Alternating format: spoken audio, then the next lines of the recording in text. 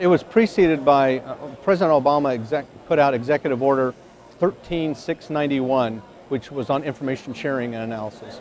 And that's what establishes ISAOs, Information Sharing and Analysis Organizations, which a part of that is our Information Sharing and Analysis Consortiums, or ISACs, which have been out there for a while. The reason for standing up ISAOs was that it's more broadly applicable to everyone.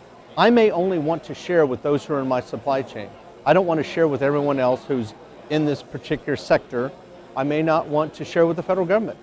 But what it does is, an ISAO is a legal protection so that the federal government can share information with you.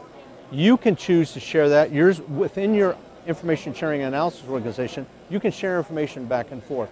And as what Congress is doing is trying to codify that to put that in place so that everyone can do that. It's really legal protections why they're doing that.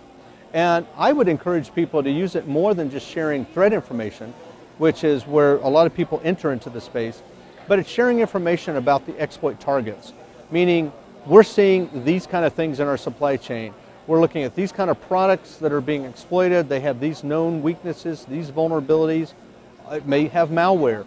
Are you looking at, you're sharing with others to go look on those products? In some cases, it could be a server, a misconfiguration, saying, do you have this kind of server? Configure this. You're sharing information, and it doesn't have to be with the federal government. It's within your organization that you have. And we're seeing what I see as the big interest is in the supply chain. Big companies who have multinational supply chains, they want to be able to do this.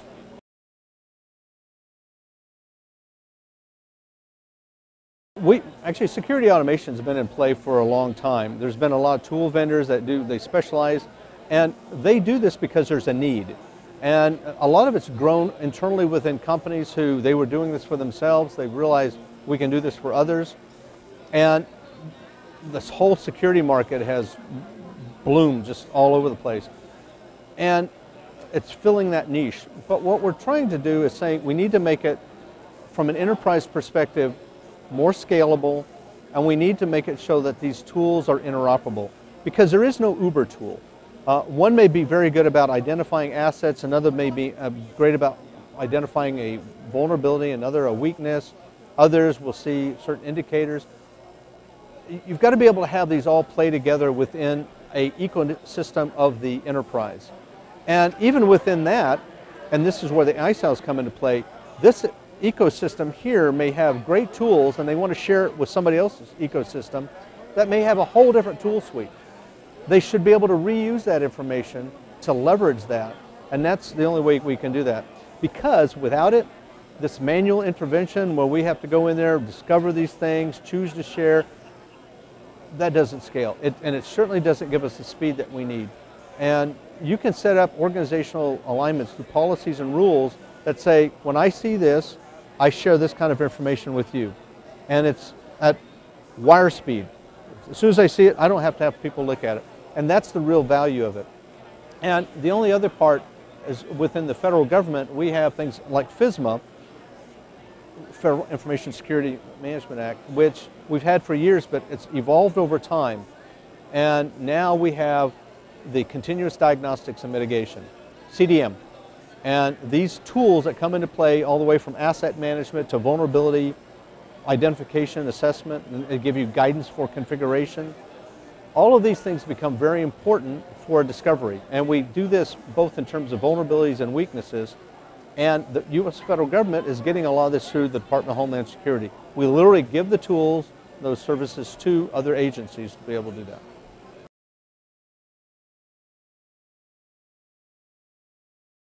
In fact, that's what we rely on more than anything. We have a vested interest in these companies doing it right. So we will leverage the tools, we give feedback, they improve those tools, they mature those. It's good for them because they can now go out to others. But we're not building our own tools for the most part. We're leveraging the commercial ones available. And when I say commercially available, that means those are licensed products as well as open source products as well. So it's a mix. And even the licensed ones have open source components to it as well.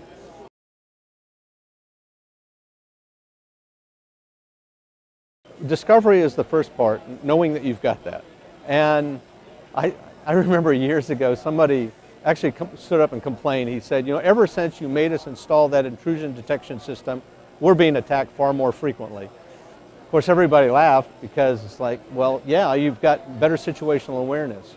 The same is true for the weaknesses and vulnerabilities that are in there, is that so long as they are there, you are subject to attack. And with the weaknesses, it's zero-day vulnerabilities can come out of that. And you can't react to that as quickly, but you could have mitigated it up front.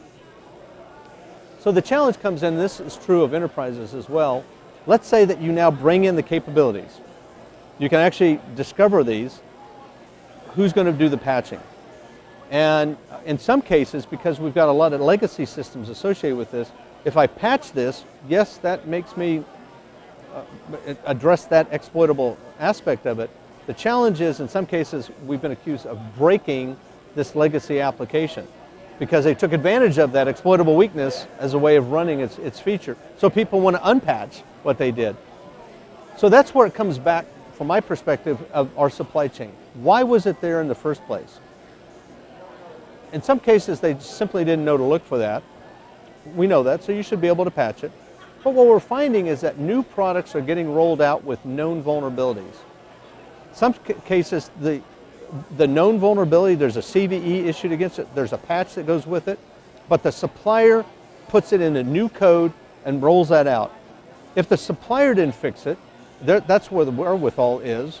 Why are they expecting the using enterprise to be able to fix it? Especially now that once it's installed, it's now interoperating with other things. Fix it up front, and then when you install it and make it interoperable with others, you're going to have less likelihood. We're not saying you're never going to have more patches. You will, but the point is, we've got so much that can be fixed up front before we even make it operationally available.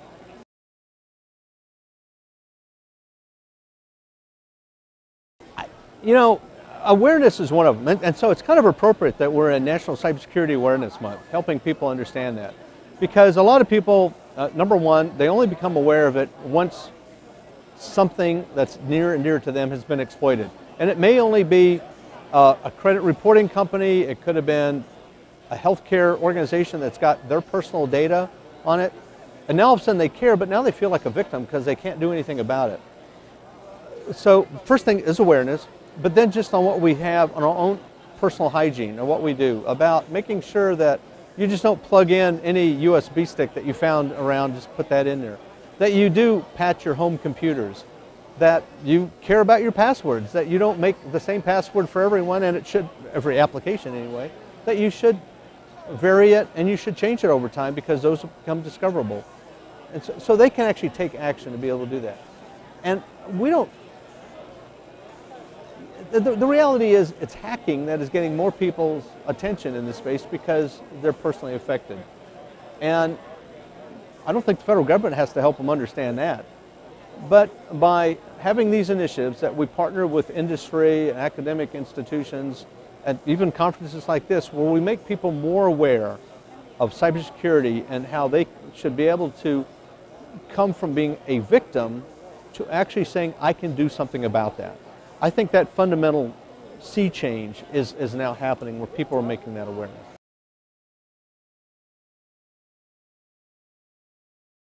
I would, because number one, all of this brings a great capability for our lives, our personal lives. It makes life better until it's breached, right? And that's why many people will say security is too much until it's not enough.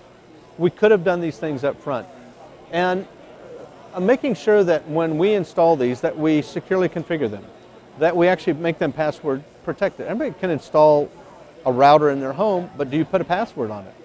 These are things that you can choose to do. And the other is making sure the vendors today should make it so that the consumer can have that option. If they put out products where the consumer has absolutely no choice, then shame on them. And that's why these new arising certification programs that are coming out, credentialing programs, such as Underwriters Labs, their cybersecurity assurance program, is going to start addressing this whole Internet of Things.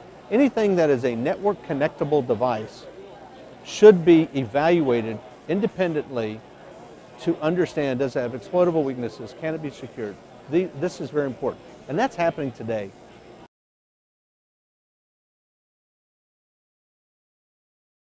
Consumers are almost expecting that it was in there. They may not say that, but they kind of expect it. And they expect it certainly when they realize it wasn't there. So awareness has become one of those things. When we make consumers aware that this is exploitable, all of a sudden you get consumer protection groups rallying behind that. You get Congress very interested in that. I'm not saying that we should always seek legislative solutions in this, but I think consumer awareness is the biggest thing that we can do to help create that sea change.